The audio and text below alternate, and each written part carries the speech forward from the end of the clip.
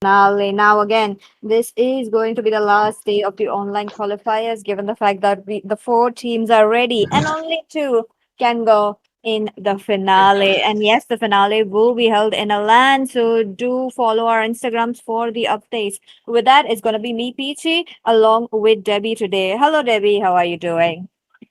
I'm feeling good, PT, today because this is gonna be the semifinals that we are gonna be facing on. So with Tetso going against Unity, right? They are gonna be doing the best of three series where the winner will be making it to the land. That's what we are excited about. Everyone is excited about. So let's see how the draft is gonna be looking like because Unity are into the first pick. They already banned away the heroes that are into the 10 gear side. Look at that. Baksha, Atlas, and Phobos already gone, and they already directly pick onto the heroes that were good against the Phobos, and now the Phobos ban makes sense. Definitely. Look at them. They are just making sure to not give away any tanky heroes. But Anna Golden for a bit of a comfort pick right there. We have seen him onto the last few days picking up this hero and actually having a very good domination streak as well. But at the same time, there is a Esmeralda just solely for the Harriet. This is kind of an interesting counter because a lot of people try to get the Phobias, and since it is banned away, this is looking quite good. Look at them back onto the banning phase. We are getting the Eve, understandable Eve, and the tank jungler really works it out very well. But I do believe we may be able to see one more tank banned up by the side of Team Unity. Is it going to be a Belleric? Okay, Belleric makes more sense here. Even against the Herit, it's very good, right? So they could ban it away. So other than that, I think they went ban onto the Guinevere instead. I think Sass is a really comfortable Guinevere player, so you gotta remove it here. But I really like the adjustment that Sante has been making, right? Onto their side, they picked the Esmeralda, which already have a very few buffed onto her side. Slowdown is there, more shield, and then more the sustainer. She have more HP as well, so it's very amazing that she's being picked right now against the Paquito and the Harris. Into the early game, it will not be that much of a problem, but when the late game comes and when she gets her itemizations, it's gonna be so tough to kill her. So they need something into the mid lane that can burst out the Esmeralda here for the side of Unity here. But Tetsu, I think this is it's pretty sure that they can still go for the Suyo if they want, because yeah, it's a utility jungle on the other side. Oh, that's good. I was expecting a Belleric. There you go with a flicker. That's going to be a really a good surprise right there. So they need to really know when he is going to get the flicker on. But hey, to get a counter towards the Belleric, not exactly direct counter, but at least somewhat where the back laners will be safe. It might Mm-hmm. be a Atlas, but hey, it did get banned on so early on, so we may are not gonna get it. But Valencia goes in for a Oh, Valencia, not a force pick, but it is somewhat team that so really trying to give them. And is this a good decision or not? We will just get to know on to the execution part. Let's see what is it going to be. For now, as we are witnessing, that's going to be a Suyu against a tank jungler. Really interesting picks coming in from both the sides. It is balanced. It is onto a bit of a comfort as well, but only the execution part, because there are going to be moments where the mage or even the marksman or anyone, even the tank, could be caught off guard. So if that kind of a gameplay comes in, then my goodness, we are in for a ride. Best of three series once again, ladies and gentlemen. Do let me know which college has the upper hand looking at the draft. What about you, yeah. Debbie? I think the draft, I feel like Tetsuo is really well versed with how they understand the situation of the draft here, and they pick up the hero which are very very good of the against the hero they are being picked by the side of Unity here. So without the Shredder, if there's with no Shredder into the side of Unity, I feel like Tetsuo can do so much better here because they have the Belleric, like you mentioned. The Belleric counters a lot of damages, and then he is actually very very good when you want to go for the team fights. And I don't think that Unity have an answer for that because they have a Paquito into the XP lane. That Paquito is not the it's not gonna be staying to the team fights. It's gonna be very weird for him to be into the team fights, especially against the Belleric. So they might be going for a bit of a split push potential. So for Unity there, all they have to do is play single all the time. They won't win onto the team fight. So let's see how they will be able to use their draft in this situation, because for Tetso College they are very simple with that. They will win into those team fights when they are in it. Let's see what is it going to be into the land of dawn. Here we go, ladies and gentlemen. I hope you guys are ready, and it is going to be a first match. Now, again, first match though, if you win, your confidence thus gets boosted up, and the second match might be easy breezy with a bit of picks on your side as well. But at the same time, if you lose the first match, you need to start thinking what can you do and what not you should be doing. With that, it's going to be Los in Valencia really trying to make a bit of a way for Anna, takes away the lead, though really looking good, but Lilia is not. I don't feel like she hasn't so much aggressive. Kenny might be the first one right there, Okay. way, and he almost popped his kill at the wrong timing. Top lane as well, there's quite a lot of pressure. It is a soft counter to the Paquito as well, so well done about the Esmeralda pick. Yeah.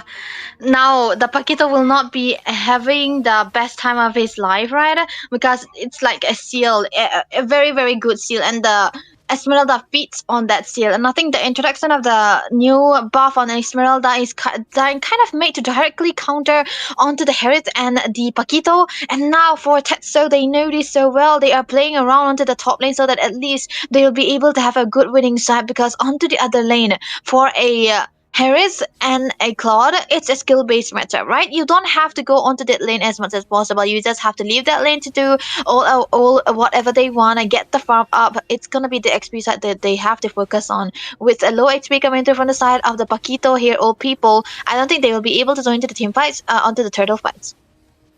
Look at that. Endo really trying to looking forward to get level 4 as quickly as possible, but it won't be possible without the turtle. Sas really needs that. But last though, he's getting targeted by the Paquito. Pops his black shoes, just making sure to get a bit of a damage onto the old people as well. Anna, very Oh, good coming in, and they are trying to go in for more Sas. what? Targeted. That's the flank that I was expecting from a Paquito. And you're talking about Paquito. Look at that. Pick up a Jeez. double. Maybe can go for a triple, but no. That's going to be Kenny picking that kill up. Oh my goodness. Esmeralda really jumps in, hoping for one, but gets none there.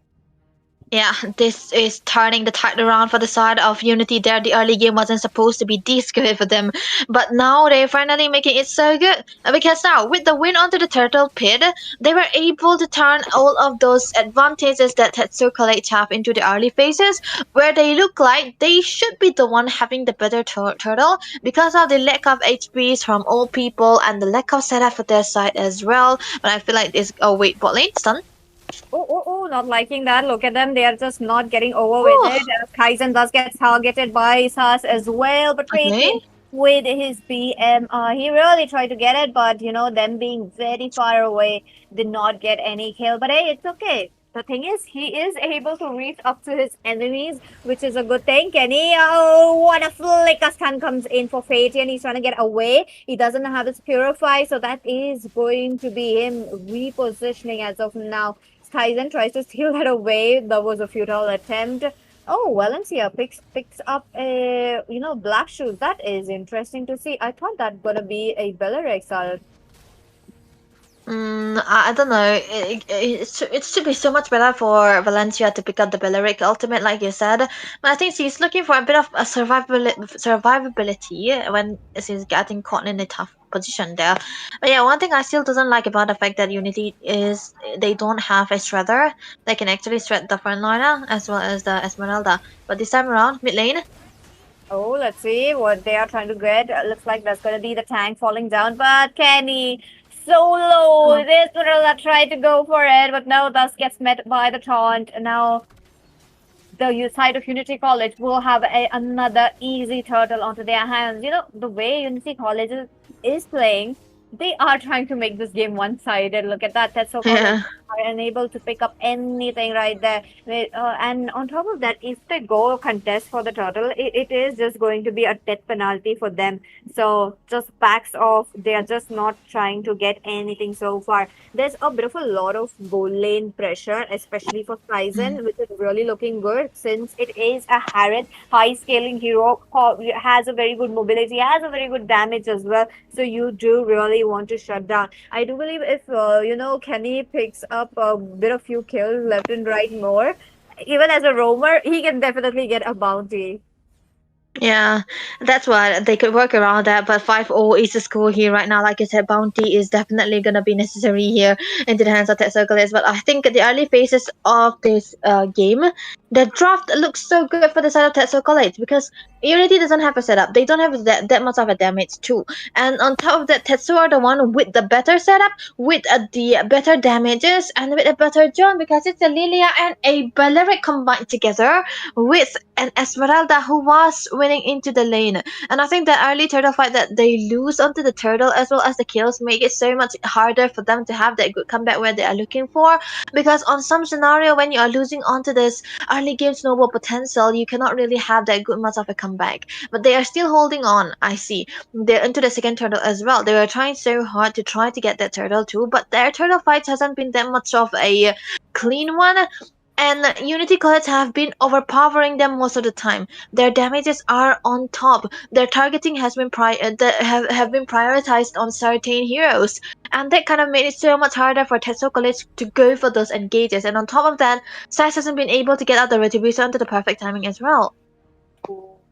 This is going to be really dicey for the side of Team Tetsuo College, but hey, this is just the mid game. We have just started on to the middle ground right there, and we have seen things turning into the late game as well. Now again, they are trying to root for Fatian to get his farm, get his Trinity built as quickly as possible. By now, I do believe at least one and a half item out of the Trinity would be there on his hands. If not, they need to start thinking what on how they could give Fate him, because he needs a bit of a river control as well, like the river area vision to make sure to get the mid lane farm as well. But no, look like Breath of Dryad used up quite early on. They were trying to get Kenny because for now, for Tetsuo Mm. College, they need at least one kill and they're trying so hard for that.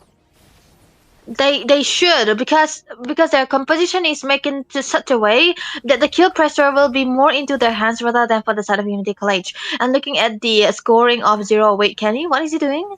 Okay, okay, Oh, okay, he's gonna be safe. I thought it was a very iffy position there, but it's a Khalid after all. You do not get bested that easily by a Lilia just yet.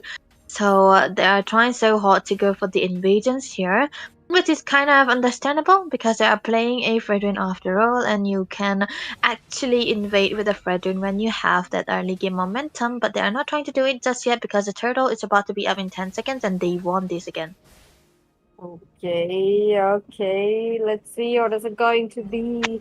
Now, one last turtle. If Tetsuo is able to take it away, yes, they will be able to turn the tides right there. But Valencia picks up Lilia's ultimate once again, trying to be safe. Again, she is not right there. She is there to trying to get the control over the river area. Anna alone is trying to get a contest, or it's just the turtle dance. They want to make sure that the Team Unity College will be dealing enough damage, because there you go, a taunt comes in for Kenny, double taunt, and he's trying to get out of the way, flickering out of the way. He is safe, and now that Unity College knows that Sas is busy attacking Kenny, it is a very good time to get the retribution on Fatian. Really love how he's trying to go onto the different place, farming it up. That too opposite of the objective, which makes it 100% good since Tetso College are trying to get something. Turret, okay, he's trying, and he knows the backup definitely gonna come in.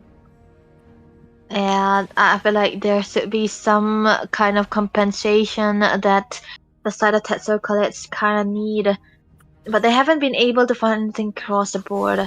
So this is kind of tough here. They are still sitting in the zero deaths, but onto the brighter side, they haven't been giving any kills away just yet. So that's gonna be the only good thing about that. But they haven't been able to get out the turtles. Top lane though. Oh, Sas gets out of the way, and Zo flickers in with the Wrath of Dryad, doesn't connect there so well. And Tetso College will have to move back. Look at them, they are not getting any space to work, and that is really not looking good. Mm. And now I feel like they were for Unity College. They were trying to force out. Oh wait, what is all people doing though? Oh, okay. He's trying to go into the back lanes, trying to get a flank as quickly as possible, trying to make sure to get one person. And now that the top lane is into the hands of Kaizen, it is Okay. really good. Valencia really right on time, and Fatian thus gets caught Oh, between two people right there. Turret down, Unity College still on a lead. still on the lead, 6-0, and 2 turrets down the drain for the side of Tetso College there. But I don't think it's gonna be a good time for them to try to uh do everything here. But onto the other side, I think it's gonna be so much better if Tetsu College did not try to go for the fights and have someone stay with the Claude there, because Claude, he's been Phaeton hasn't been having the best time of his life in this game, because he's been nerfed down quite a lot into the way that he's been able to play. The lanes are not there though, but all people to the other side hasn't been getting taken down even with the presence of the Esmeralda, because they are so ahead onto the goal here, taking out two of the turtles, and now getting the Lord again. They have been sitting in a very solid 4K goal lead since the start of that first turtle, and now it's looking so good for them. They haven't even conceded one kill. All people though, he's trying to zone. Now, he does have his shield on his hands to make sure that his survival rate is high as of now. A taunt jumps in to Sass from Anna, but hey, Anna being Anna, very tanky, very beefy. He's just making sure to front lane. Skyzen decides to pops up his, Zaman Force to get the cooldown on his hands for the Chrono Dash, and there you go. First Lord jumping in. Now, Debbie, we had the first Lord in, and do you think Unity College, who are still dominating, can reach up to the inhibitors? Oh, wait! Those people jumps in, goes in for Vatian. They manage to get him, but onto the back line, that's what he says. With Skyzen, who's just trying to get a target on it. Tetsu College are really pushed back behind. They are not able to do anything right here.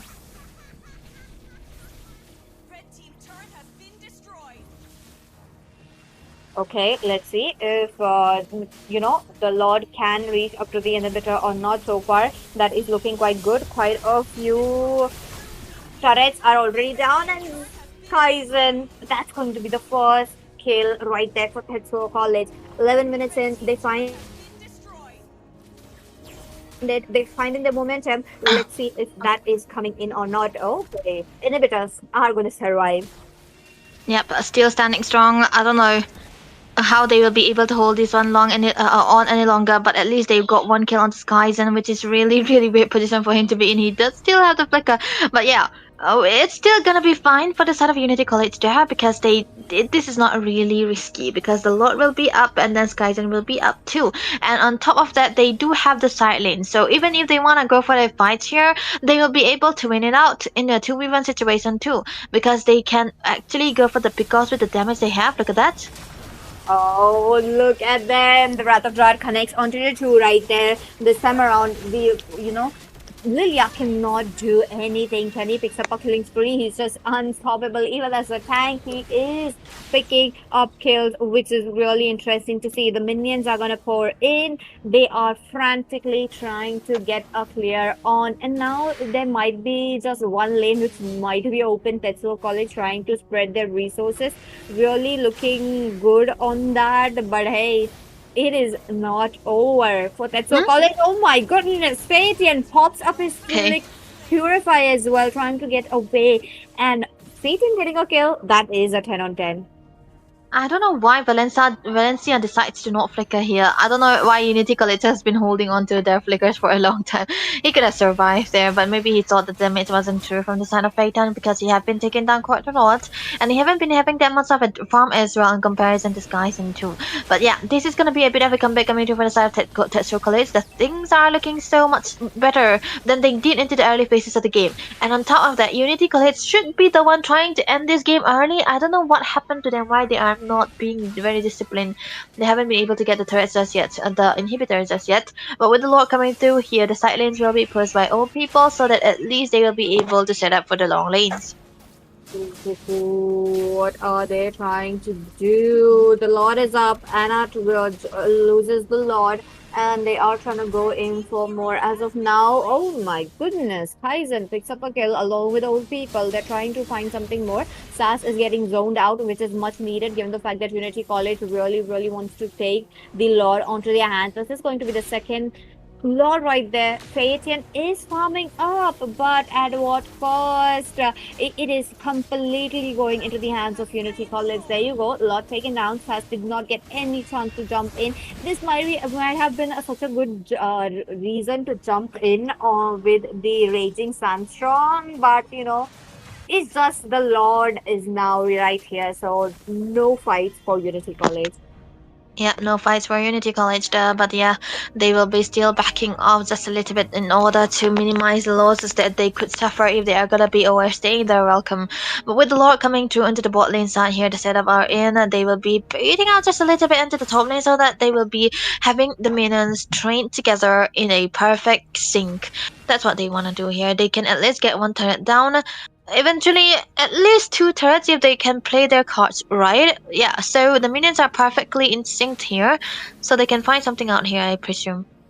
Oh, let's see if they do or not. So far, that is really looking quite good with how the team is moving around. But hey, Sass, he is out of the way. Oh, Enzo jumps in with the Oh, full her. Really gets there, but Tetsu wow. really behind onto their farm. They really need they have a good setup, but the only problem is the damage is not following through.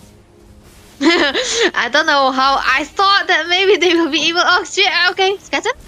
Oh, Sas taken down. That's going to be Saizen. He's not topping. Gets a double. He's trying to go in for triple. That's going to be the Esmeralda. Esmeralda, who is considered a counter for the Harris, is not working as a counter fate, and he tries to go for Valencia once again. He might. He was able to get it, but at the same time, there is Fate, old people right there. Black Shoes comes in for the Lilia, trying to get out of the way, while Kenny does targets Lust as much as possible. The way base is wide open. There's three people from Unity College still alive, targeting down the base, and this time around, the Lilia unable to do anything.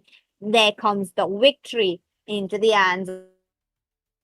Yeah, Being the I feel best like of the there was series, clean. they are heading into a match point. Okay, I feel like it could have been so much of a hold coming through from the side of for Tetsu there, because they did have a better draft in comparison to the side of Unity, but their early game they kind of messed up.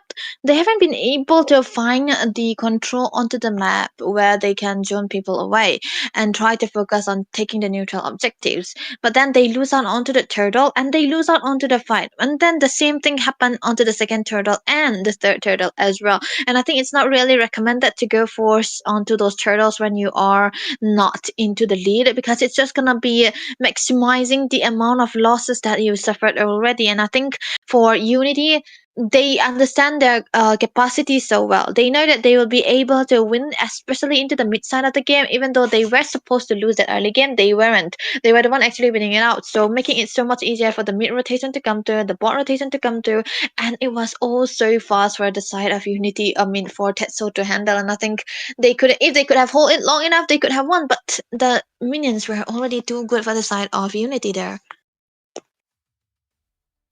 Definitely true. And on top of that, there was just too much damage onto the hands of Team Unity. They were unstoppable. They were just not stopping as well. And with that, ladies and gentlemen, let's jump into the game number two, where Team Unity College are in a match point, while College Tetso is also looking for a win. Will they be able to do it onto the second match? Hey, they go in with a ban onto an Estes. That is interesting. Estes. The sites are not correct. I think. Yeah. I think Tetso will be into the first pick, I think. But yeah, other than that, I think they can actually handle out the situation very well into the second game because I feel like the problem wasn't into the draw for Tetso. It was more into the execution part where they were overly excited just a little bit because on this kind of scenario, especially into the early game, it's not recommended to go all in. You have to be very you know concentrated, and you have to be very decisive of how you play the early game, especially prior to that level 4. And I think they can actually handle the situation again because the draft will be looking still well. But yeah, maybe they can focus a little bit onto the goal lane this time around, onto the Skyzen hero. Oh, that is definitely needed. Maybe a Claude carry, Harriet, either of the two can be banned off, which could be a very good thing. Looks like Anna's hero pool will be reduced by one as of now. Along with that, Marcel having a bit of a cautious ban right there. They know that the enemy know how to play it, but let's just put it on a pedestal, given the fact that it might be picked up, might not be. Now that Team Unity knows that the Belric Mm-hmm. doesn't work for them, will they be picking it up for themselves? Because quite a lot of tank options were banned under the last match, and that is not gonna come in today, at least in this Yeah. match. And even when you were suggesting the Balearic to be banned right into that first phase, I was like hoping that they could ban it away. But yeah, the playstyle wasn't that fitting, so it kind of goes to waste. So let's see though. Marcel is what they wanna take care of Yeah. first. I love it, but yeah, it's they removed four. Oh, interesting choice though. Unity, Yep. not Unity. That's sure the one removing the Guinevere for themselves, and the Paquito also gone. Huh, they are just removing the heroes that they themselves are capable of playing. So Atlas is still gonna be out there, even the Phobias, right? I think this should be a Phobias ban or a Freya ban. 100% Freya, the much needed high casting hero once again. I mean, high scaling hero could be a good thing as well in the EXP lane. So I do want to see that hero getting banned. But other than that, a marksman such as the Claude could be a worthy first ban, first phase ban. So let's see if they do go in for that or not. Oh, Enzo, that he goes in for a god ban. That is good. That Oh, is good. Mid lane, they're trying to, close up the for mm. hero pool as well. So the Eve is Think- open and a bit of a tank oh yeah. HP, HP taking. Mm-hmm. Okay. Let's see. One Uh, last ban. Freya is still open, right? So Freya, I don't know why they are not prioritizing onto the Foveus just yet. Or maybe they want to play the Foveus. So it's gonna be either the Foveus or the Freya. But oh, they are taking none of it. Like I said, the Atlas will come through, which is what I was expecting them to pick first rather than to ban it. Yeah, they just don't want to give it into the hands of Tetsuo, I presume. So there we go. It's gonna be a nerfed Azusin coming through with the cost range smaller than it used to be. I don't think it's gonna be that much of an effective, but then it's still completely fine if you can use it in a very, very good manner. But yeah, Freya is still there, PT. Do they wanna play it?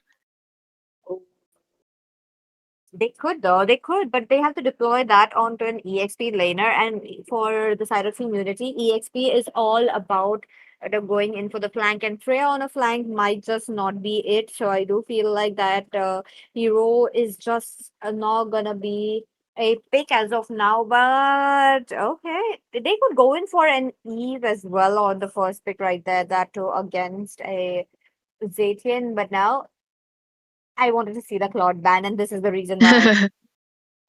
Yeah, I think Skyzen is really comfortable onto the Claude, the Granger. Those two are his main heroes priority as well. And yeah, I don't know. For some reason, I don't really like Azushin against the Claude because you get melted down before you even have your way to cast your range, cast your skills. But very good answer that Phaeton will be having the carry this time around because they're gonna be very, very in need of taking this second game if they wanna go to the land. But either way, Sante will be be using his signature onto the Lapu Lapu again. A very very old age combination rivalry into the XP lane. That's gonna be the Yuzhong as well. Maybe Yuzhong is like a direct answer for the carry because of the dive potential, but they need one more dive that can eventually give support. That is true. Let's see what is it going to be back again towards the banning phase. Eve thus gets targeted, understandable, since the team did not go in for the Eve. And there you go. I do believe at least another tank or possibly a jungler. I think from the side of Team Unity, who are on the Reds right now, a jungler Mm-hmm. would be it. Okay, yeah, they can ban out the jungle. Okay, they ban out the Gaza here so that there won't be any kind of combination that can come through with the carry.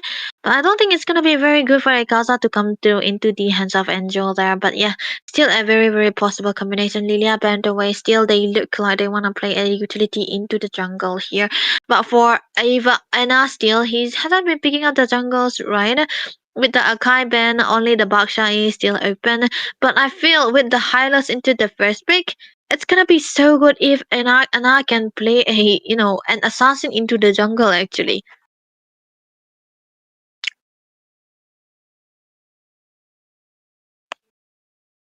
Okay, let's see what they are trying to do so far.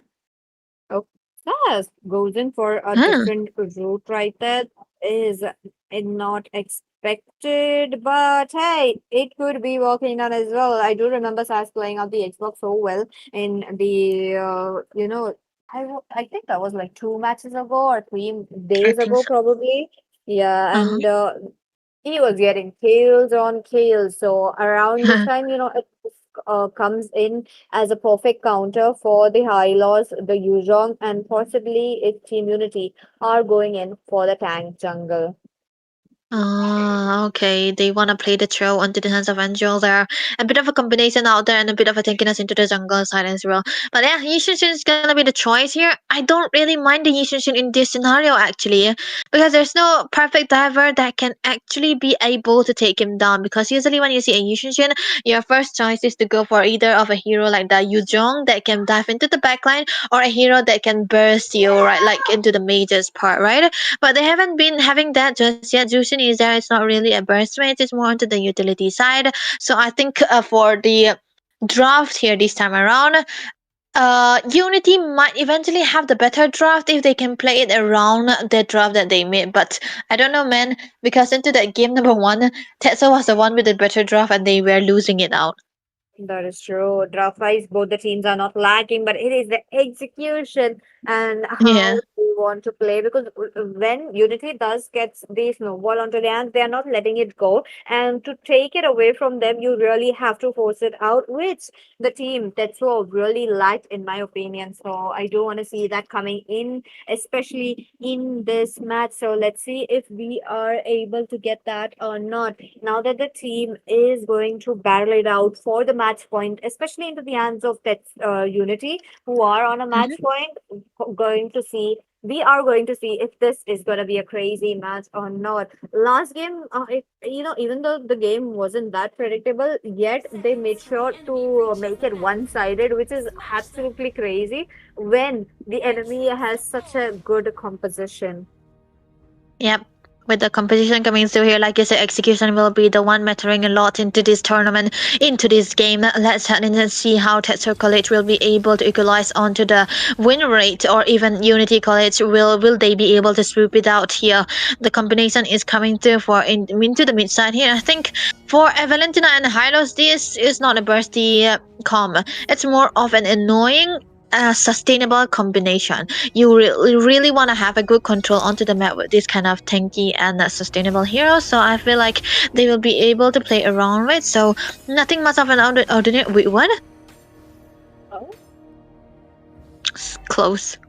very I thought close it was a call. serial kill, man. I mean, come on, that is going to be a bit of a lot damage right there, but revitalize for the clutch.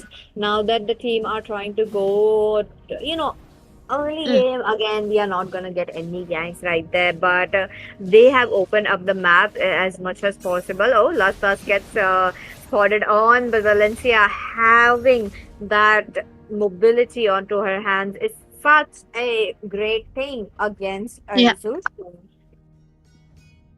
The fast movement space coming through from Enzo might eventually be stopping any kind of weird rotation that can be coming through from the side of Unity College there. So they are trying to play around that just a little bit.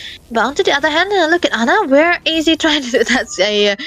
I'll just use so that at least they will be trying to go for the pick off, but they haven't been able to. So no mountain shocker for the turtle fight. So I don't know if it's gonna be a good idea for them to contest this one. Okay, so far looking quite good. Look at them. The teams are trying to go in for the turtle. Are we able to see the first blood or not? Enzo is trying to get a target on. Oh, That's going to Valencia jumping in along with the Black Dragon for Petrify combo okay. comes in. Right up, Zeus What? popping his retribution right on time. Enzo looking quite low. Lust is right there as a bit of a Um, protection, but Anna picks up a kill along with old people. That is really looking good, and they managed to make it three. What a good save. I feel like that is where old people is really good at. hmm That's. I think he kind of saved that game for them because without the presence of the mountain shocker, it's gonna be a bit tough for Anna to even join to the team fight, right? It's a turtle fight on top of that too. But the perfect timer where he go for the wave, the dragon form, it was perfect. He went in into the backlines, get a sure kill there too, and yeah, the cherry on top was Anna actually winning out into the retribution. So yeah, I think Unity have a very good turtle fight here into this game, even in comparison to that game number one. They have been so good on that, and I think it has something to do with the fact that their explainers was trying to create so much space and made it easier for them.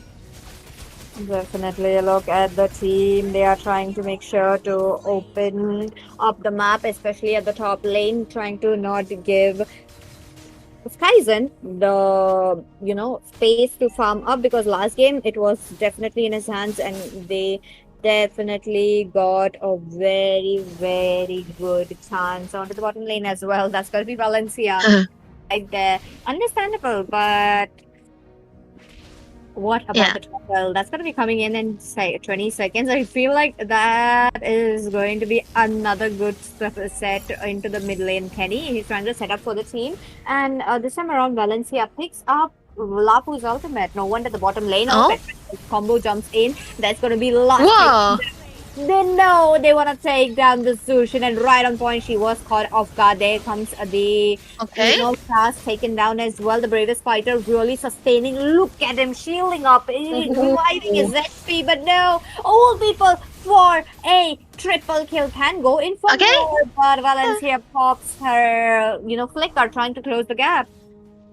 There was a perfect ambush coming through from old people yet again. I don't think this guy will be getting his dragon anytime soon. But yeah, that was amazingly well played by the side of Unity yet again because their engages were on point and they know that when they have the damages, when they have more people into their side, they will be able to win out onto those team fights no matter how many people come to there. And I think they did this quite so well too. And the fact that even Skyzen was available there made it so much easier for them to execute their plan here. But on to the other hand, the turtle will be going into the hands of Unity College yet again, making them have a bit more goal here again, like close to 3k, and that will eventually help them, especially when their jungle is a hero like the Yi Shin who loves going for the farming and who loves having his space, which have been given to him, which is what I did not expect when Enjo was onto the throw, but Unity College, they played this game so well and their synergy is on point here. Definitely on point. Look at them. They are trying to make sure to get a bit of, a gank onto Fatian. Wait a minute, Enzo, he spots out for his teammates on the really right time. And this way, he manages to get away safely. Team are looking for some target, especially Unity College, who are taking those, kills on kills. Sas gets interrupted by the Mountain Shocker, but hey, his only Fraga armor have been taken down. Yeah, that was actually amazingly well done coming to from the side of Unity College there. But to the top side, Angel trying to find something of a pickup, but he cannot really do against a Claude who is on a Purify on top of that. So I don't know. But onto the bot lane side, there might be a big enough in case. Do they want to do it? Oh yeah, they definitely want to do. That's going to be the Lapu Lapu Oh. taken down, and Unstoppable comes in right on time. That is crazy unstoppable for a Yuzhong.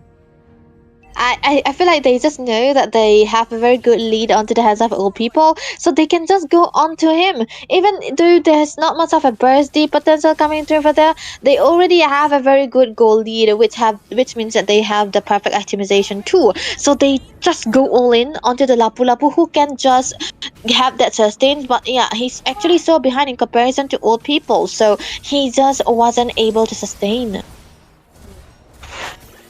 He's not. Look at that into the mid lane as well. There's a kick on to White Kenny and the turret, also helping them to get a kill. Tetso College knows that this is the opening that they want. They are trying to get it on, but hey, it's a slow start for them. Yep, a slow start for them, but yeah, finally something of a pickup that they can do. Even though it's a rumor, I still think it's gonna be a bit worth it for them instead of sitting in 0 kills or just 1 kills. But yeah, even if this game goes late, I think it's gonna be so much more prioritized for the Yi Shunshen than the on the other lane. But hey, all people trying to go in again. Oh, he's trying to get a kill right there, but no, that's going to be the Enzo taking down a lot damage right there. Let's see Mm-hmm. what the teams are trying to do. Maybe this is the time where they will be starting to open up the map, especially mid lane or the top lane. There, since there is a lot of pressure right there. Yeah, they do have a lot of pressure too, and the fact that for onto the every other lanes, wait, 1v1 situation. Oh, will he be able to survive? I know he wants to Okay. his flicker, and there you go, flickering out the way. He is Mm-hmm. safe, but for Tetsuo College, even though they have a very slow start, they need to pull it out. They need to make sure Fatian is farmed up because I have seen far Mm-hmm. more games where Carrie is able to do it, but no, out of the way. She does gets caught on. There's a petrify onto Oh. her. Valencia takes away the kill. Skies in as well. They're trying to go in for more. No Firaga armor for Sass and a stun. Connects so perfectly that the last as well as Sun Saint are not able to do anything right. The unit college still winning out in this team fight. Yeah, amazing though. I would love to see this kind of combination coming through from the team here again and again. But yeah, with that 1 kill into the mid side, they will be 2 kills perhaps. They will be able to get onto the other turrets again, so that means that all the outer turrets have been taken down by the side of Unity here. Tetsu are so behind. They have the lore into their favor. I don't think they will be able to contest it either way because there's no one to go in and front line for them because their rumor is a troll, and their XP laner has been constantly getting ganked upon, and I don't think Santi even have the chance to get the sustainable item so that at least he will be able to leave when he's ganked upon, but that doesn't really happen here. So I don't know how they will be able to come back. But onto the other side for endless battle for the into the hands of Anna there, I think they would wanna he wanted to go for the 2 damage, and it's completely fine. Yeah, definitely look at them. Unity College still trying to do something right there. They're trying to make sure to get that domination, or because Mm-hmm. Tetsuo College are not able to do it. And again, with a carry pick, it's going to be a bit, after she gets her Trinity build, but needs to reposition really, really a lot. The lack of mobility is just so much of a problem. That's why I don't like a carry being first pick, not knowing Mm-hmm. your enemy marksman. So no, even though you know your enemy marksman, still try if you go for a comfort pick as well. Okay, wait a minute, that's going to be the Valencia trying to go for the copycat. Pops up all the Praga armor, and there you go. That's going to be the Lapu Lapu taking away too much damage for his team. Top lane taken down, bottom lane the same case as well. Valencia, oh Okay. my goodness, the terrifying is such a counter. Like imagine you're just a second away from being picked up. No, oh, the turret. The turret just taken too much damage. Kaisen. Kaizen targeting the base.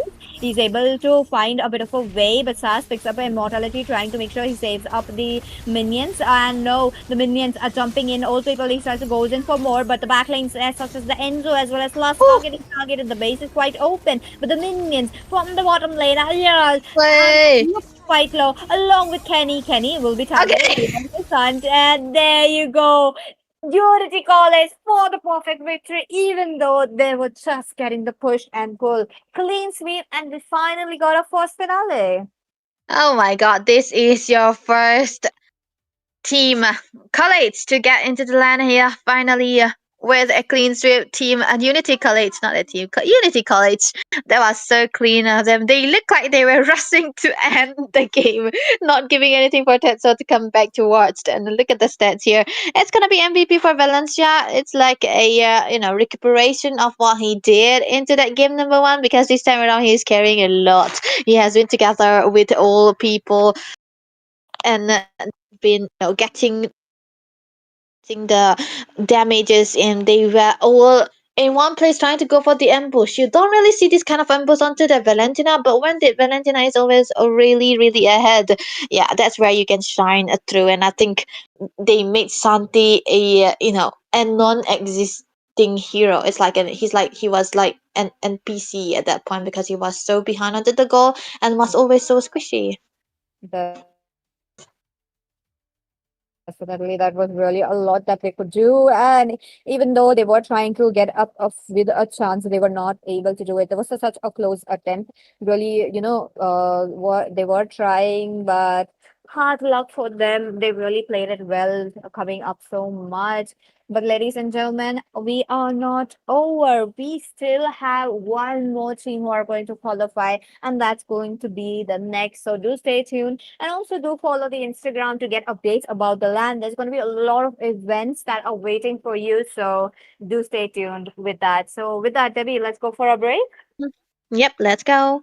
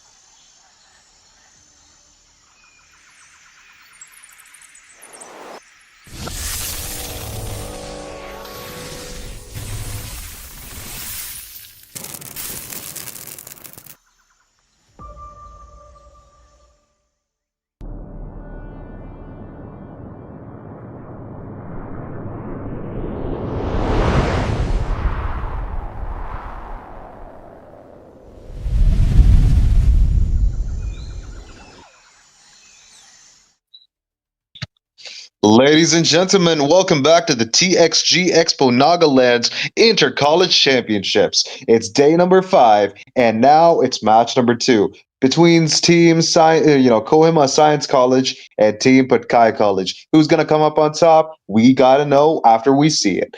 On the caster desk, it's me, Crucifix. Joining me is gonna be Sasuke. I hope all of you are excited because this duo is back on the caster desk. What's up, Sasuke?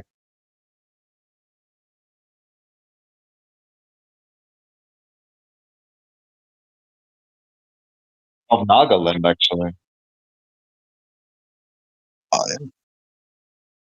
Yeah, true. I agree. But like, of Nagaland.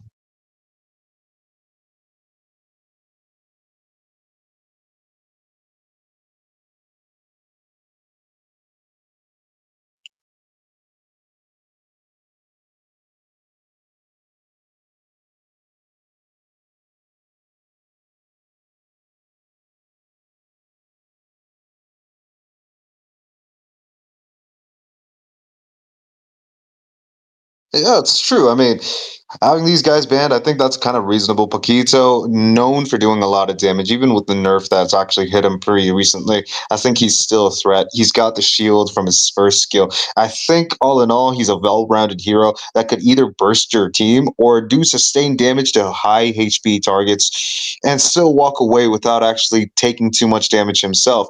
Marcel, on the other hand, a hero that can control fights and change the tempo of any team fight in a matter of seconds. It takes about 1.5 seconds for the golden hour to actually complete, its ritualistic ending, and then it just completely stops everything. Like Chronospear for Faceless Void, if anybody knows. If you guys know, drop it down in the comment section. I will be looking in on it. By the way, back to the draft, we've got Glue also on the blue side.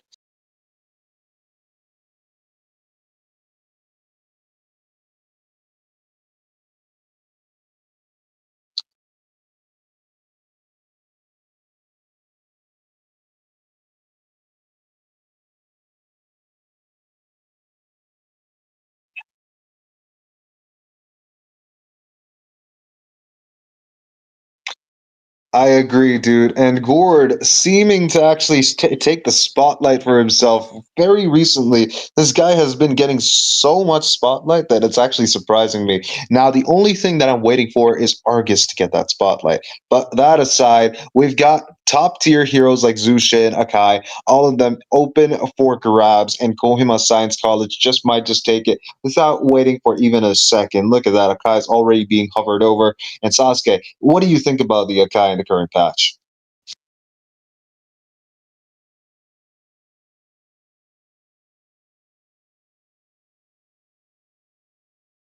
Yeah,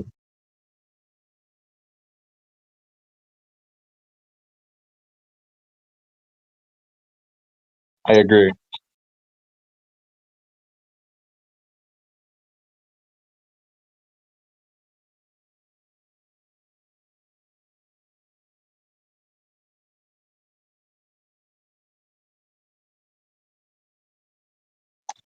I agree, bro. The heavy spin is such a very toxic thing to actually deal with against in a turtle fight or objective fight, obviously. So having that heavy spin on the Akai, especially even as a roamer too, you can actually play him as a roamer. It's kind of like niche. Some people do play him like that. But all in all, I think that Akai as a jungler has more value. He is able to clear jungles as fast as most assassins, top tier assassins in the current meta. But look at that. The other side, we've got Patkai College getting themselves the Yuzong and also Kaja. Kaja, one of those heroes that you can't really just waltz right in front of and not get punished by the divine punishment that he actually enforces onto all of the enemies. So he's going to be a big threat. But Yuzong, I think there could have been better options, but hey, Yuzong is still a top tier hero of the EXP lane.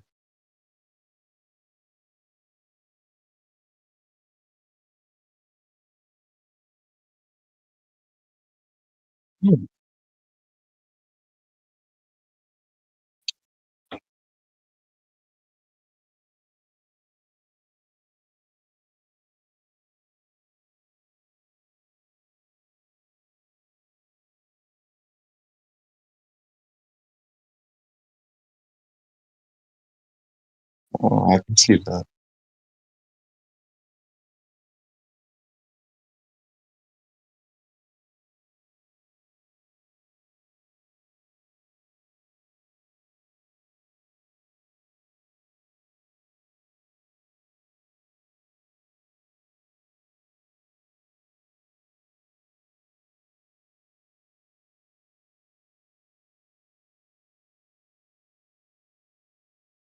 Yep, and we're expecting KSC to actually get ahead and ban out the mid lane options. Lilia and other such heroes could actually be banned because obviously you don't want heroes like you don't want heroes like Lilia doing damage to Yi, especially when she's immobilized when using RWM. But look at that, they've gotten themselves like Zushin ban. I think that's very reasonable because obviously if you know that anything about the game, you don't want a Zushin against a utility jungler and a EXP that does not have too many dashes. Like, well, EXPs don't usually have that many dashes, but still, Zushin's going to be a big threat against those heroes. So having those, that threat completely neutralized is the best way to go. Zushin banned out.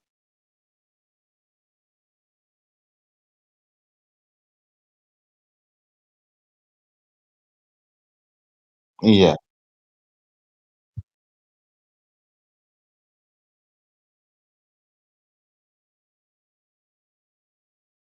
sure.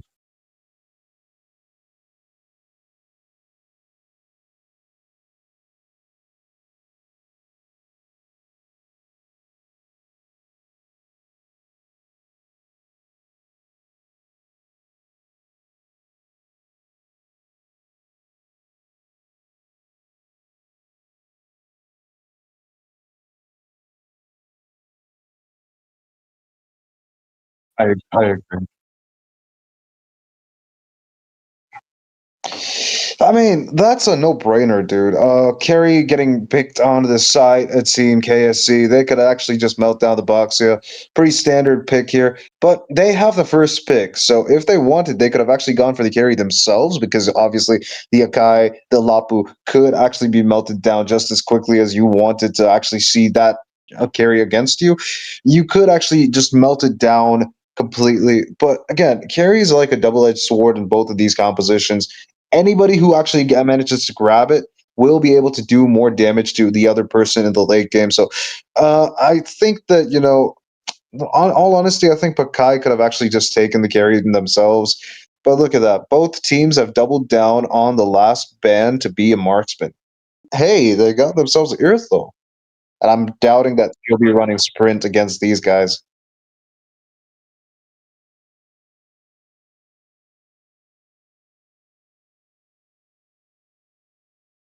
Harry?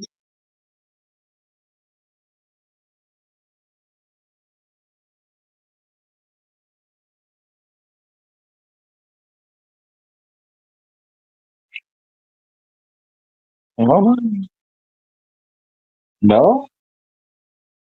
What are they? Yeah, what are they hovering on, dude? Okay, I think no, I'm gonna be very honest with you. I think Bruno could actually do some stuff, but there are heroes that are on the S tier, like Harrieth, and if possible, no, actually Moscow's banned. Claude is still available though. Oh no, okay. Oh, Kimmy?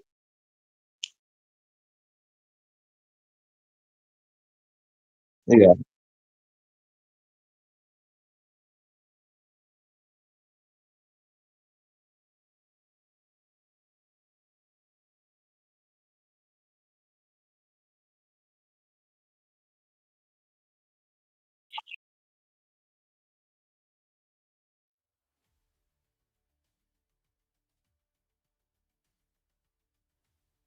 Hey, and by the way, we're getting a Hunter x Hunter crossover with a Kung Fu Panda before GTA 6, just saying.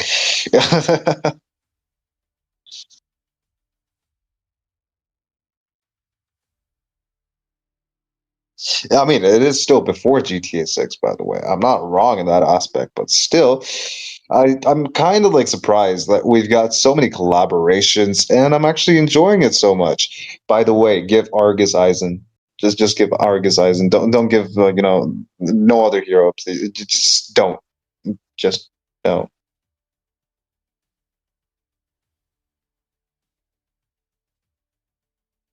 Dude, I won't.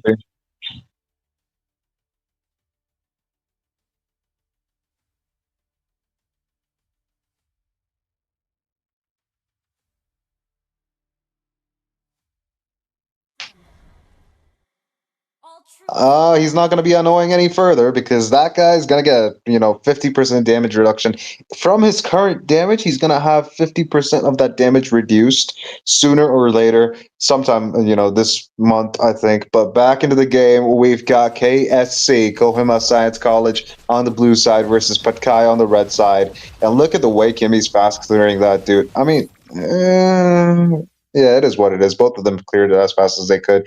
Kimmy, I think, should actually be having that opportunity, the window of opportunity to rotate. But I don't see what they're trying to do. I don't actually see the vision here.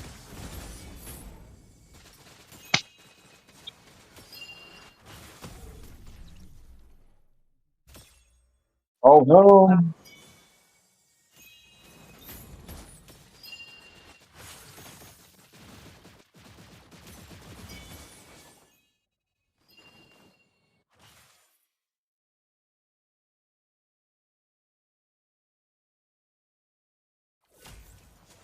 I agree, but I still don't see the vision behind it. Yeah, what their rotations is, they're just trying to prioritize getting the junglers high enough level before they gank into the EXP lane. I mean, surprisingly, it's not no more the gold lane that gets ganked. It's always the EXP, and look at the rotations. It's Boxia a little too far away, and look at that mid lane taking a bit of damage, but 6:30 p.m. is far enough to actually be safe in front of Shiku. So that's gonna be fine. Look at that. There's possible engage in the bot lane. That's two birds. Okay, not bird per se. Matilda is actually a human that can fly for some reason. I think the Wright brothers would have actually been super jealous of this.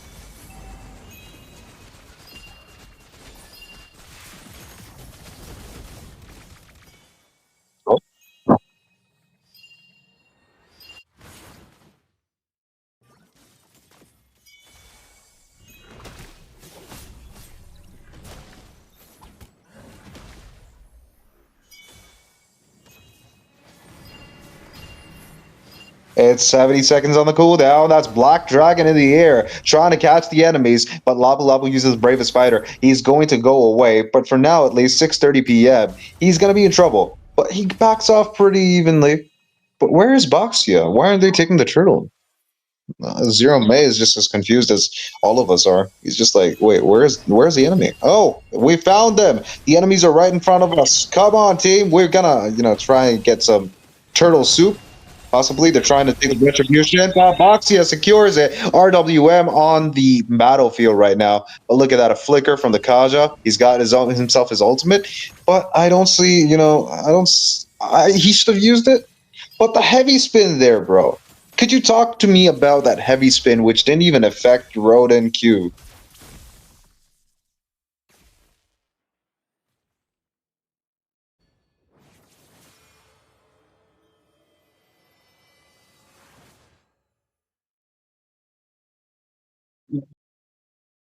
It's actually heavy spin, right?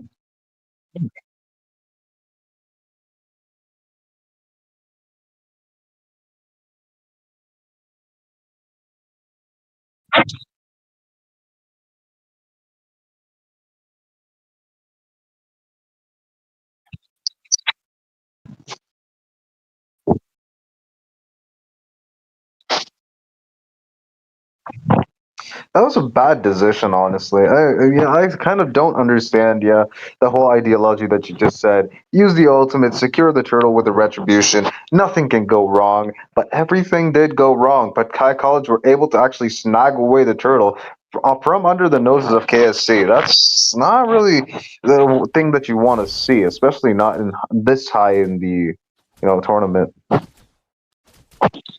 And also, I'm checking if Akai's ultimate is called Hurricane Dance or Heavy Spin. It's Heavy Spin. Oh man. Along the way, the friends we had along the way is what the Hurricane Dance actually signifies. But back to the game, we've got Harriet securing that crab. That was a beautifully timed dash, and also the first kill. The vision was on point. He was able to snag it away. Patkai College, they've got the early game advantage, 10,000, but both teams have the same amount almost, just 200-ish gold difference. Oh, what are they doing? Circling you onto the back line. That's a lot of damage. That's a wasted, flicker and an ultimate, by the way. Until they're forced to fly away, Pakaja, another flyer, is right on their tail, trying to catch her. But hey, Matilda is fast enough to actually evade whatever Kaja is trying to do. No, I mean, Kaja hasn't used a single ultimate.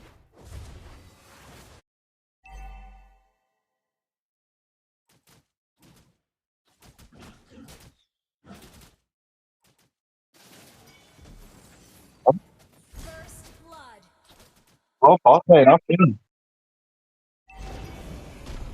Surprise.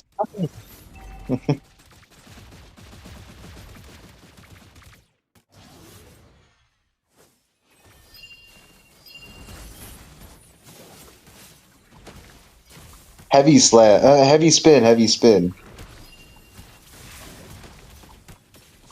I made it.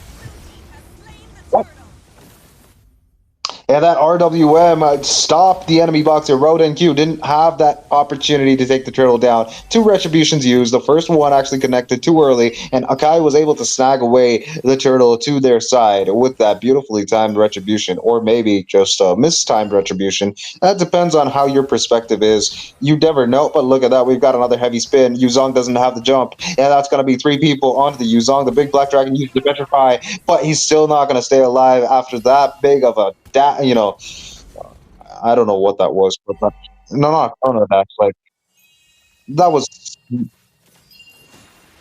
Oh, yeah, that's a beautiful divine judgment. See you, brother. He's gone back to the base.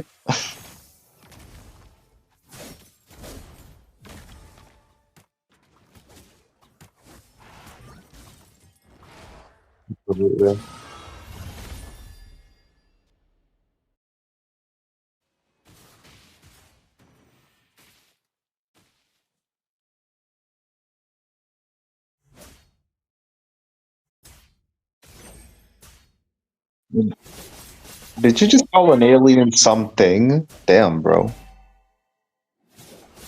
Did you just call an alien something? Really? Like Eve is an alien, no? Eh, maybe.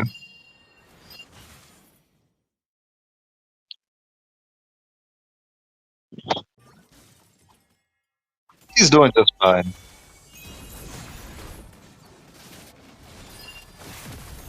We've got a good ultimate. Circling Eagle is in the air, two knockups, and that's a heavy spin waiting to land. That's a good pin, but Matilda still goes down. Kaja trying to actually get away. Big Black Dragon, for what reason? I don't know, but the guy still manages to just jump in and give a jump scare to see you. That's actually kind of scary. If I actually saw a big Black Dragon flying in the air in front of me, I would actually I'd be scared, bro.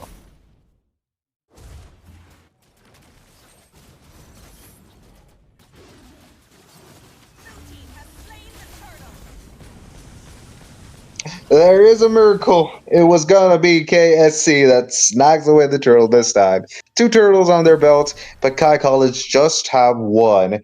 But that one, dude, that was definitely supposed to go to Patkai.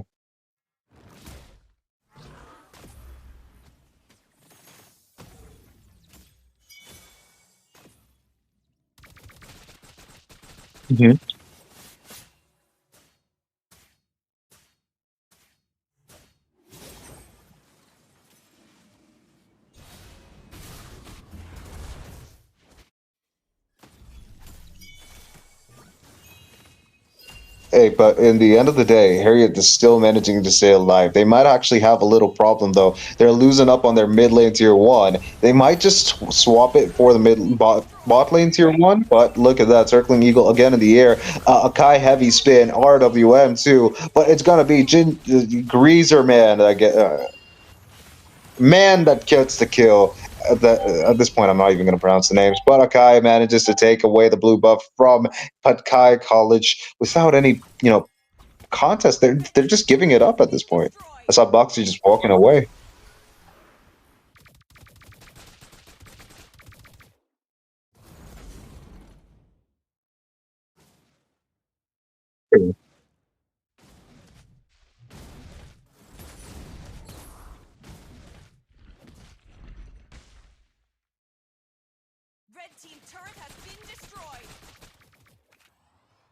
rotation.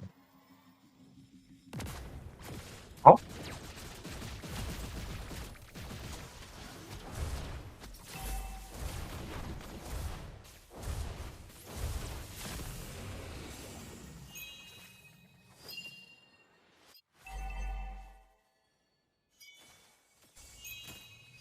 I agree, but they do have the Matilda, so they have rotation ability and they've got chasing ability.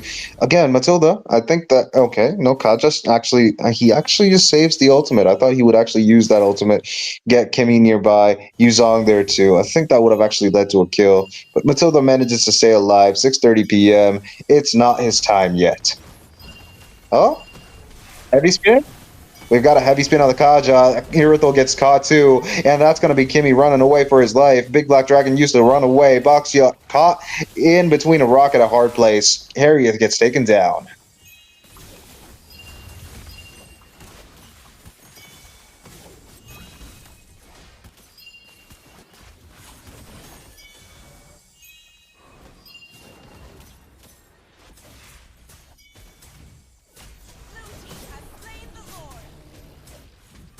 Dude, Akai is such a dangerous threat, especially if you know how to pin people to the wall. They are unable to take matters into their own hands. They will be taken down without a doubt. So Akai is one of these heroes that you can't really just keep available to the enemies if you've got second pick. Look at that heavy spin. You got, I think that was too preemptive. I don't know what he was trying to do, but that's going to be guiding wins, taking him back into safety. Kaja, he still has an opening. Okay, heavy crossbow was used. I think Kaja could have used the divine judgment and pulled someone back. But it's all right. It's whatever, Patkai College decides. It's their game, by the way. So they make the choices and they must make sure they make the right choices. They're under a 5,000 gold gap and the Lord's marching down on their base.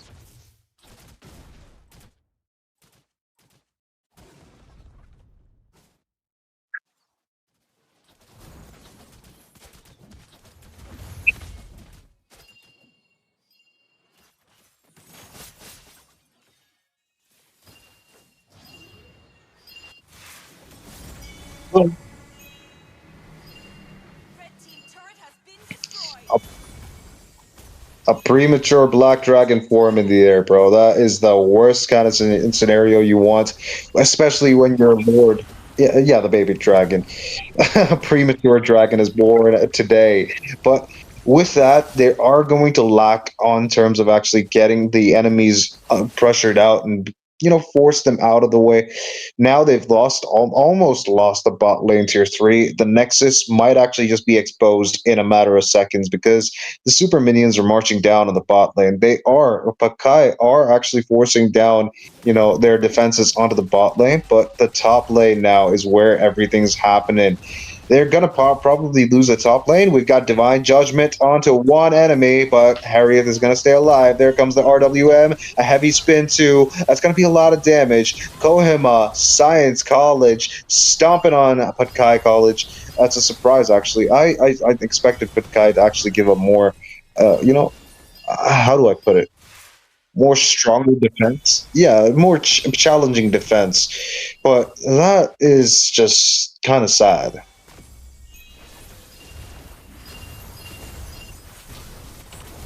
Oh, and engage. We've got is a man force, but Yuzong's able to get the kill on Matilda just in time for his teammates to start coming back. They've lost 2 kills. Not 2 kills, they've lost 2 members. Kohima Science College forced to retreat.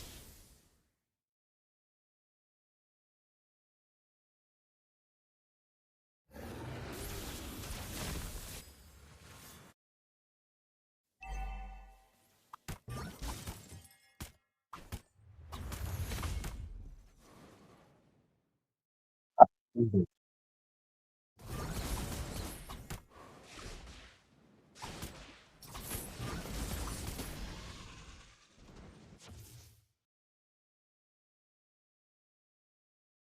I think at this point in the game, Patkai do have the items that they need. That's a divine judgment, stopping the Akai in his tracks, but the heavy spin pushes everyone away. And that's a good circling eagle, taking down the Matilda, not Matilda, the Kimmy. And the big black dragon, a little too slow to actually help his team. They've lost a heavy spin, but they have won the team fight.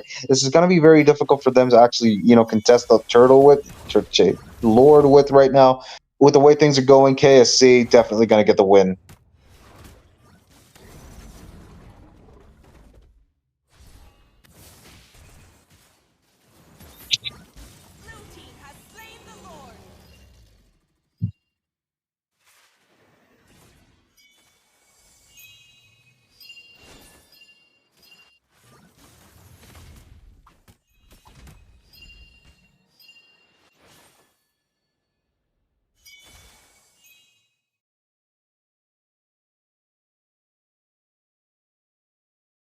They're playing a gentleman's game. They're not forcing any fights. If at all they have a opportunity to take a kill, they will. They're not trying to actually get in the enemy's faces like a brawl game. They're trying to make sure they have, this level of understanding that they know that they can't make a mistake. This is something that most teams lack, at least in India.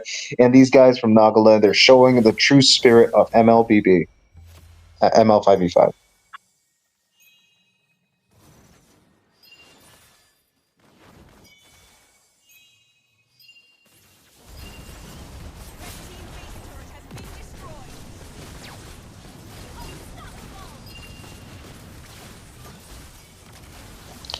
And look at that. That's going to lead to one more possibly. Yuzong barely managing to stay alive. But the rest of the team, Patkai, are trying to make sure the defense is solid. They're taking down the Lord, but everyone's marking down the Nexus. Will they be able to survive? No, sirree. They will be ending up losing the game against KSC, Kohima Science College.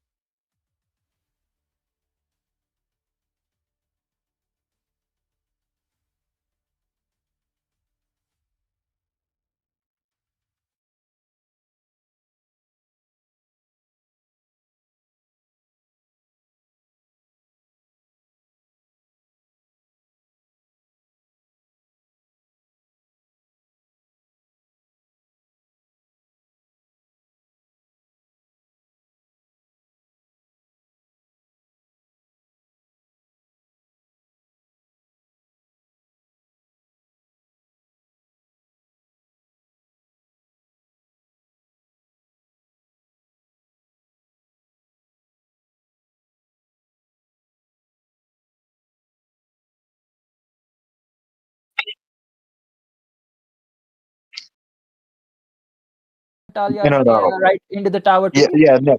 You don't have to fluff it up now, brother. We're gonna call Kai's ultimate happy dance now. It's not a heavy spin anymore. It's a happy dance.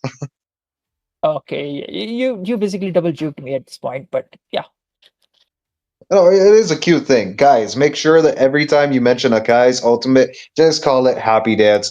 Well, credits to me and Sasuke, by the way. Sasuke mainly, but me too. We're the nomenclature for Akai's ultimate is happy dance. he does look happy while he's dancing with the bamboo stick. That's true. And also, I think everybody would be happy when they get a few kills after Akai uses his ultimate. So, Happy Dance actually just sounds very good. Understandable, but oh, talk me out of it, Crucifix. Like, what actually went wrong for side of Patkai College? Because into the draft phase, it was a good draft. I'm not blaming that. Yeah, maybe they could have do this. They could have done that. I would have emphasized more into the battle spell. Yeah, if there was a purify instead of a flicker, things would have changed. They would have attempted to go more aggressive than playing the whole game passive. I kind of agree. See, the thing is, with the side of KSC, they had a few flickers on them, yeah. But Kai, they just definitely expected, Akai not to be that big of a threat. I think the underestimation is what caused them to actually lead this game to a loss. But more often than not, I think that not having a way to deal with the Akai, they had the Kaja, yeah. You poke the Akai a little, get him a little low, make sure you actually use the divine judgment, pull him back maybe, and then Mhm. just like all out assault on him and then take him out. That would have actually just like completely denied the Akai's heavy spin. Because in the end of the day, they had a sort of a good poking kind of composition. They could have poked, but all in all, I don't understand how this actually went wrong for the side of Team Patkai. It could be mainly because of the Purify problem, but there was no way to actually check on the Akai. They had no response to him whatsoever. Yeah, that's understandable. Cause what other options could you go for? You go with the Fred Rain? Nah, that's not gonna work. Bakshia 50-50 uh, A into the wrong Grok, position. What else? Fred Rain. a Grok. Oh yeah, Agrok. What would I happen mean, if a happy dance and a tectonic charge bash into each other? Like, what would be the outcome? or a Minotaur actually. Grok. When I put it like that, it does not sound like a good idea because then Akai would have more walls to actually pin the enemies to. But a Yeah. Minotaur would have actually been a better option here because a knockup would definitely stop Akai in his tracks, and also the ultimate, a Minotaur's ultimate would have actually completely disabled the Akai. And knowing the fact that obviously Akai was the first pick, getting the Kaja in, I think if you didn't have a way to burst him down that quickly, it was not a good idea to go for the Kaja. Hmm. Now I'm thinking about the Diggy. Yeah, Minotaur is arguably one of the options that you can pick against an Akai, but what about Diggy? They already have a Bakshia, so just pair another support hero, which would make Akai useless. Basically, the whole team was revolving around the happy dance, and then they were engaging to the hero who Akai has pinned down. And maybe if not, then they could just launch the whole assault into the back line. But if you have a Diggy into the arsenal, think about it. You have the Black Dragon into the EXP lane, you have the Baksha as a frontliner, you have a constant poke from Kimi. Yeah, you will not be the primary target, you'll be the bait all the time. You need to revolve around the Baksha 24/7. But Yeah. that does make sense. Like you'll be able to get around of the Akai thing, right? Hey, did you say round because a guy's fat? Don't have to blame on me because he is fat, man. I agree, dude. Akai is this chubby little panda that everyone loves. That's why he got the Kung Fu Panda skin. Absolute madman, bro. Poe is this amazing hero. Oh, look at that. Akai gets banned off. No surprise here. After the previous game's, execution, they definitely do want to ban the Akai. But decided Patkai, they've got the first pick. They could have taken the Akai to themselves if they needed. Hmm. But I don't think they're actually comfortable using the hero. If they wanted to actually go ahead and ban it, I think, they're not comfortable with the hero. So all is well that ends well. I hope Patkai could actually bring out a better game than they had in the previous one. Paquito gets banned too. That's doable. I think the next hero will be the Marcel from KSI. But KSI? sorry, KSC. Okay, yeah. We don't talk about KSI, bro. He's feeding. My apologies, my apologies. But yeah, again, God, understandable. But you know, oh yeah, coming back to the point, like why did you said like yeah they don't want to go with the Akai? Cause at this point, Patkai College they are into the do or die situation. So once you're at that point, you don't want to experiment things around it like yeah we'll take a kai or we'll do this. You want to pull out the best possible option for the winning condition at this point if you want to pull the game to the game number 3 in this best of 3 series. So with that kind of Absolutely. with that kind of a reasoning, I think like panning out an akai is far more reasonable at this point. I agree, dude. I think not being if you can't play a Kai, just keep him banned. And Kaja again, another hero that I actually recommend banning because that hero is such a pain. But most people don't know actually how to use Kaja's ultimate to the fullest because the moment you ult someone with Kaja, you're actually asking all of the enemies to come chase you, and that would actually lead to a fight. So having a Kaja but behind him, someone that could lock down the enemies and keep them away while you take care of the target that you actually, divine judgmented. And that is the most crucial thing that you need to do in order to use Kaja to the fullest. But all in all, I think that, talking about Kaja for now is not necessary. He's not picked or banned. Marcel and Gord got picked and, sorry, not picked, banned, because these heroes definitely deserve it. Like, again, in the previous game, Claude gets banned too. And Glue. Glue joins them. It's the notorious little, yeah, the glue, whatever you want to call him, the jelly man, the notorious little jelly man, who is way too annoying. Even if you throw in a TXP lane or roam, he's basically annoying as hell. Yeah. What are the options left? You can go with a Fred Drain. Yi Sunshine is still open. They want to roll on to the assassin factor. Ling, not at the first pick. Yeah, not at the first pick. Ling, not at the first pick, because there will be a load of counters rolling around. Kimmy was a good pick over here there, but they go with the Eve again. I kind of understand why the Eve is actually being played, because then you can actually control the team fight that the enemies are trying to actually instigate. If you've got a Eve, you can always use the ultimate, the RWM, to actually kind of like encapsulate all the enemies in one area so your team can actually jump them. It could actually be a good strategy, especially with Fredrin. You could actually apply the anti-heal. It could work, but again, denying the enemies Matilda, a very, very, very smart move here. They're going to actually pick it. If they do, I think that will be a very, very smart move. But then again, you all actually witnessed that Fredrin gets paired with either Florin or Angela or something like that. That's the rank setup. Don't actually do that in competitive. I wouldn't recommend that at all. But who You do you want to think is know? going to be paired now with Yeah, if you really want to go about the support, I'll really pair up. First priority will be the Matilda with the Fredrin. Second priority, just for the support, I'll pair up an Estes. Because man, he's basically the glass cannon of the support. You pair him, you give him the magic items or the magic power.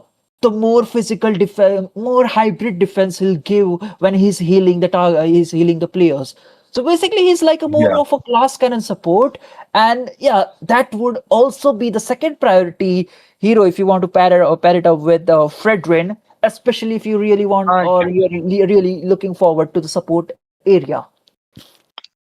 I getcha. But look at the drafting for now, at least. They've gotten themselves a carry so that they can deny the enemy's carry.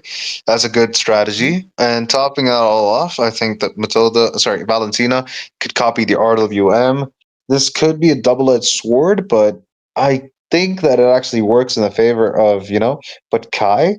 The bands are coming in. We've got Fovius Mr. Fovius in the band department. What are they trying to go for? Are they going to go for a Freya? Maybe. Oh, that does make a lot of sense, but do you really want to go Freya? What else is left? What other Uh, heroes he's playing? Arlot? Huh? Arlot, if you want to actually, get a counter for Arlot, Phovius is a good way to actually go. Agreeable, but I don't see people banning phobias, just they want to pick our lot. Now, Guinevere is a really good ban, the another ban. If they want to ban it out into the jungle area, Palmond would be a great ban for side of play at Patkai College. I kind of see it, yeah. Balmond, after he's gotten his spells shifted from, his first skill Yeah, reducing first defense and all of that, now it's just very, very strong. The hero actually out sustains more than most utility junglers at this point, and he's got an ultimate that executes heroes on low HP, which always is a benefit. When you think about taking down a Fredrin, you want something like that to take him down. So yeah. having a Bauman on your side is a very good thing. I think Patkai should actually think about it, but I don't think they're gonna go for that. Atlas gets banned too. I think Atlas is a very solid support. He's got frigid breath to actually slow down enemies, and it's a lot of slows early on. Oh, Uh, look at that. Arlok gets banned. they read you, man. Crucifix, they think Uh, like you. They think like you. or This, they're listening in on the, what uh, do you call it? The stream. understandable, but yeah, you see a phobias, you ban out and all. Or this is something new to me, but again, the good old Bakshia into the But, jungle. Again, it works, but I really wanted to see the Palmand coming into the action. Oh, they go with the Parats. Do oh, you really dude, want there to go with the Parats? I hope they do because the other time they actually picked the Barats, not these guys, but a team picked the Barats and actually ended up lagging. I wanted to see that because Barats is mainly picked on the Filipino server, and he is an absolute beast, especially as a utility jungler. Mhm. Surprisingly, he pairs well with a lot of heroes, and Barats, dude. I kid you not. That hero is something that most people in India are sleeping on. Yeah, especially if you're looking forward for the utility area segment. But Alice into the Experience, that is really a strong hero. Now, I was really thinking about a couple of heroes into the XP lane that would work really well with the Matilda. Sora and Alice were two options that I found.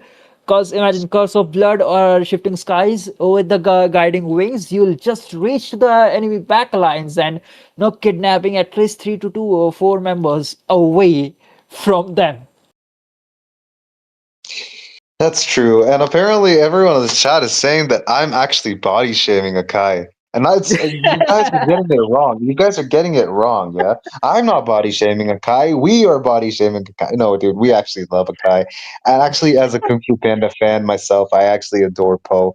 And everything that actually, kind of like is similar to Poe is actually kind of cool, dude, in my eyes. Because imagine that one time when he actually fought Lord Shen on standing on that little platform, that little rock. He was just like, "This is kung fu, dude." That is such a crazy move. And the draft is done, Sasuke. Let's put that aside. But the drafting, how do you think the draft is going to look for both of these teams? Hmm. At this point, I'll be frank, okay? Like, at one side, you see a lot of scaling heroes, you see a potential, like, yeah, you need to give your the early burst, the early feed, the early, snowball thing or the funnel thing. Then and only then they can go with the big leash. On the other side, you have a whole utility punch pack, and with that as well into the exp lane, the only concern or the only soul damage will be under the goal lane. So that is a double-edged sword that Patkai College are going with, because uh, I agree that they are throwing a utility mage into the mid lane, Valentina, but I don't see a big potential option that they could steal away from. Like, yeah, Curse of Blood, surely. May guiding wings, sorry, circling eagle, maybe. Yeah, it could be, but RWM I think is the most juiciest ultimate for Valentina to copy, at least in this Mhm. match. Or if you want to get a little too into it, just take Moskov and go full attack speed build. It's just you don't have a Moskov on your side, dude. That actually just sounds like Uh, hilarious on paper, but like I've seen people do that. Okay, that was back in the day actually when One's ultimate would be copied by Valentina, and you didn't necessarily have the need to actually break all the weakness points. You could just yeah. ult directly, and that was fun. Yeah, that was really fun back in the day. But talking about back in the day, we are back in the land of dawn for game number 2. Patkai College on the blue side and Kohima Science College on the red side. The rotation seemed pretty standard, and Leomord versus Fredrin. I'm not really looking forward to this, but I definitely think that Fredrin has the upper hand here. It does, but things do change apart just because of this mid segment. Because side you have a big compact range alongside a high mobility. Other side you have the divine judgment. Again, you'll solely rely on the carry to burst out or bring out the burst potential. If not, then the divine judgment is not going to be up to that utilization.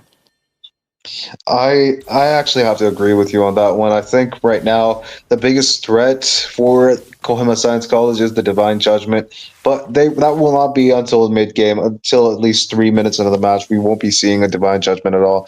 Kaja though, he's just being that big menace, just making Oh, sure that he's actually doing some damage onto Matilda. But that's a lot of yo. wasted damage. You could actually just mark down the mage if you wanted.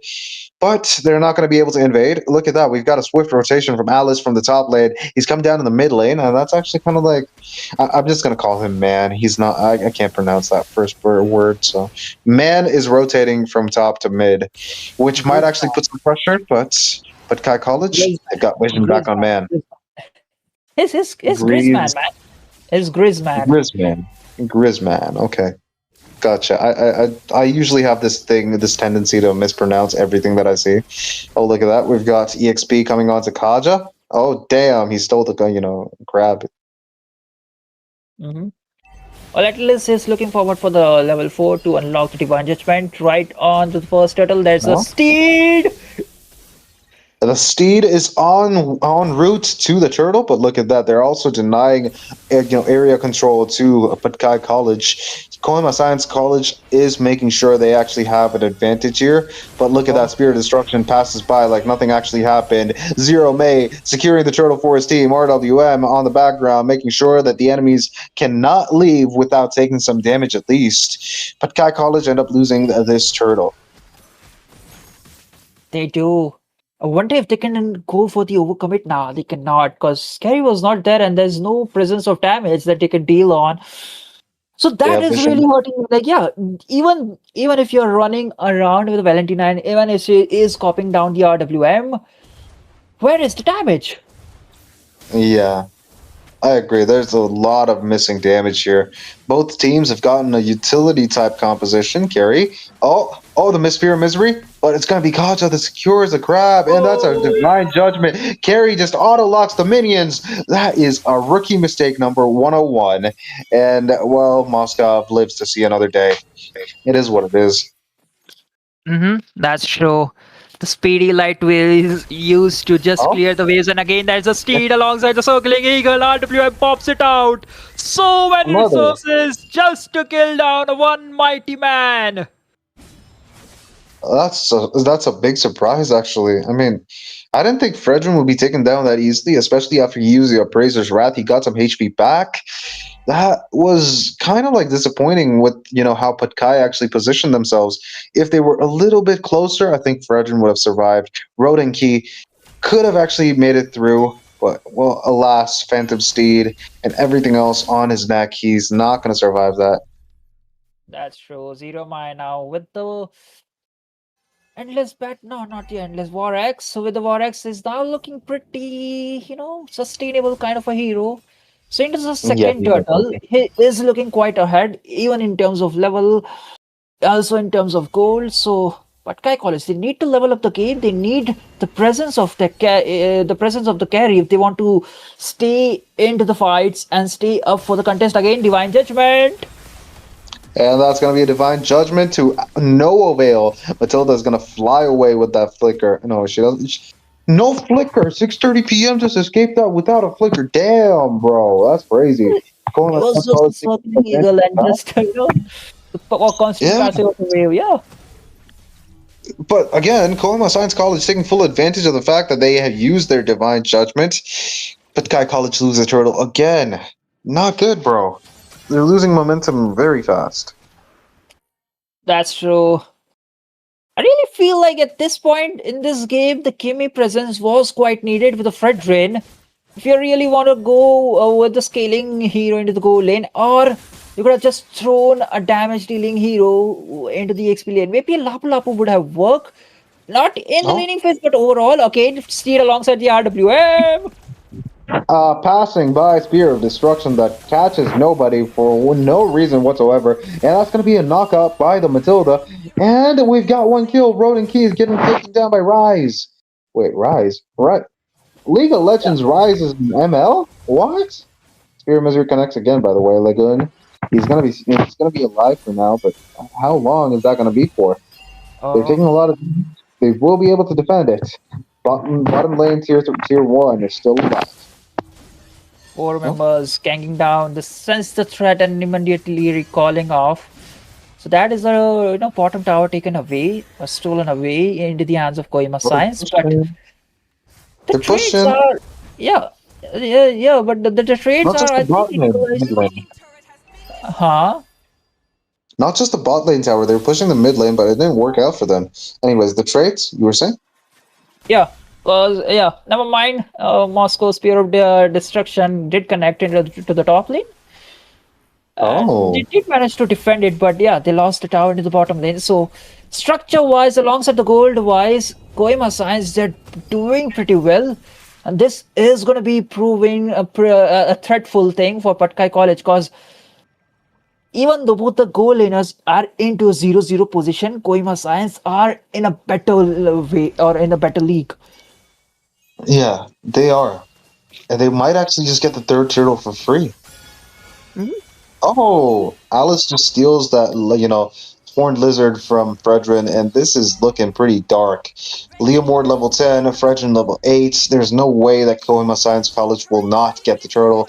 They are going to push down the bot lane tower, though. Patkai College finding some advantage here.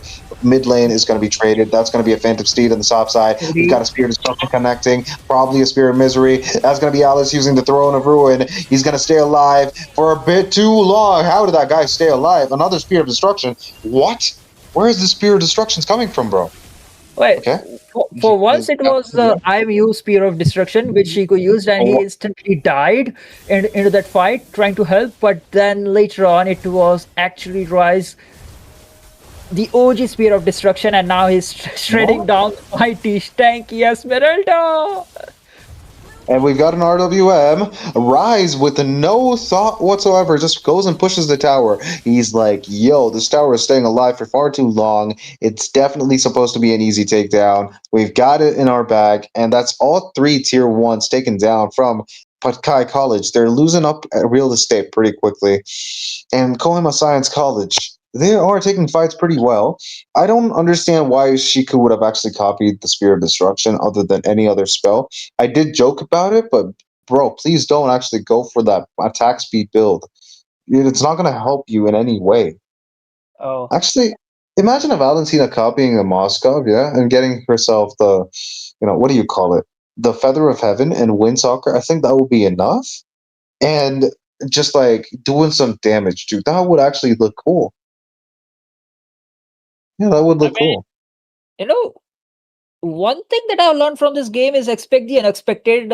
What you're saying just sounds senile, but at the same point, if Thank it you. succeeds, then it's something that a lot of people will try to copy it. Thank you for calling me Cena. I actually appreciate that.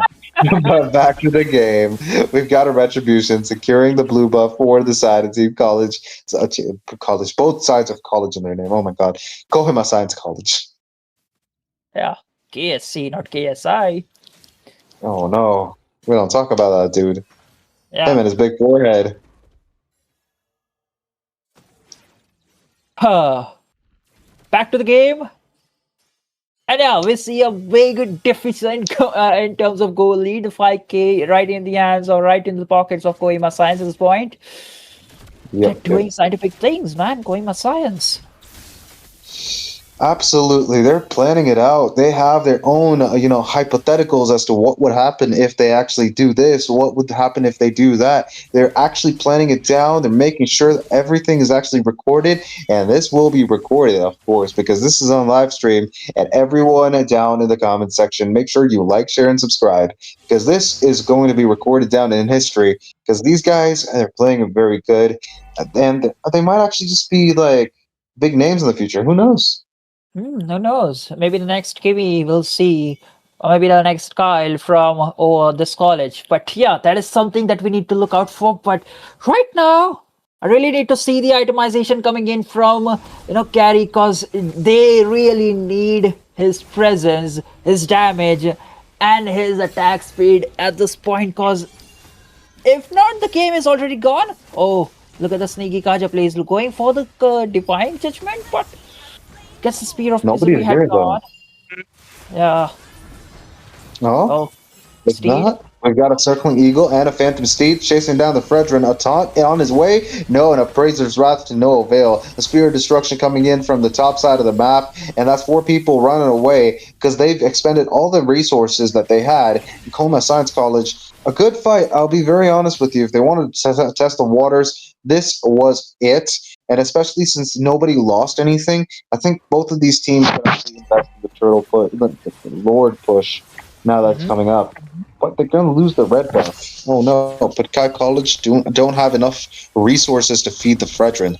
Okay, this is looking bad. This is looking dicey. Yeah. And one glimpse at the scoreboards, like you'll see the 3 kills that Kohima Science have is two of the jungler and one of the mid laners. So the gold laner and the XP laner have not died a single time. So I'm thinking that Oh, they'll be having a lot of gold. But again, the big play. we've got a Throne of Ruin catching people, but Shiku gets taken down. Lagoon gets the kill on the Leomord, but Rise gets the revenge kill, and he's going to push down the bot lane. That attack speed is crazy. What is happening? But the Lord is still on the top side. Esmeralda is going to just make sure that the Lord does not connect. It will connect and it'll do some damage. That's going to be all tier threes exposed to the elements. Patkai College losing up ground pretty quick. Second minion wave still into the hands. That's the Oracle for the Matilda. So the lot of shields she will be having, but that is going to be a good point for Esmeralda. I think maybe. It is a good point. Esmeralda, I mean, look, Esmeralda has not made any present. Endo Ryu has not No, made any presence in any fights. None that we can actually, mention right now.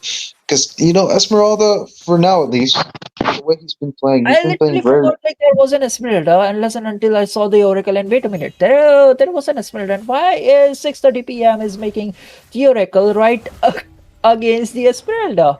So that doesn't make any sense. And then right on the point, oh, we didn't see the enough presence of Esmeralda throughout the It's fight zero because zero zero.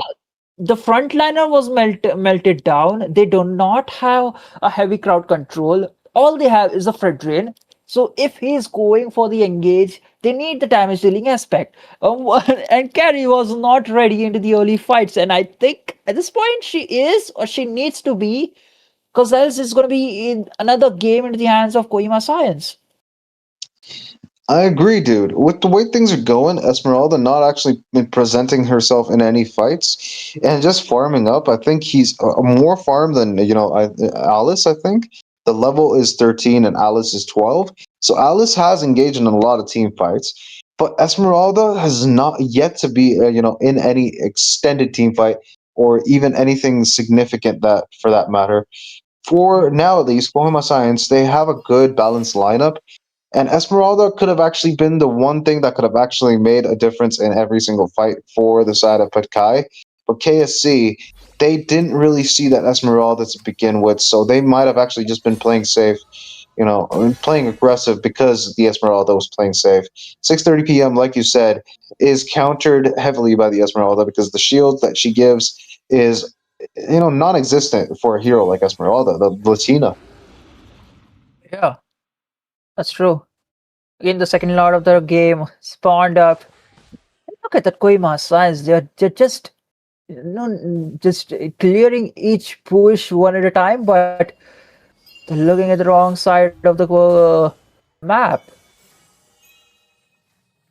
The wrong side of the map is, well, it is what it is, dude. The side of Patkai, they're not actually trying to attempt the competition for the Lord. Kohima Oh. Science, they're going to get it without any doubt, but they just reset it. I think they're trying to bait the enemies out. They don't have any vision on where the enemies are. CU seems like he's kind of in a rut. Oh, okay. Uh-huh. He's going Man, to the recall that. fallen. Yeah, look at the fallen. Someone needs to recall. Oh, Moscow is in a dire situation. 1v1 against Carry. I think at this point, Oh, if the Spirit of Misery lands on, Moscow will win. But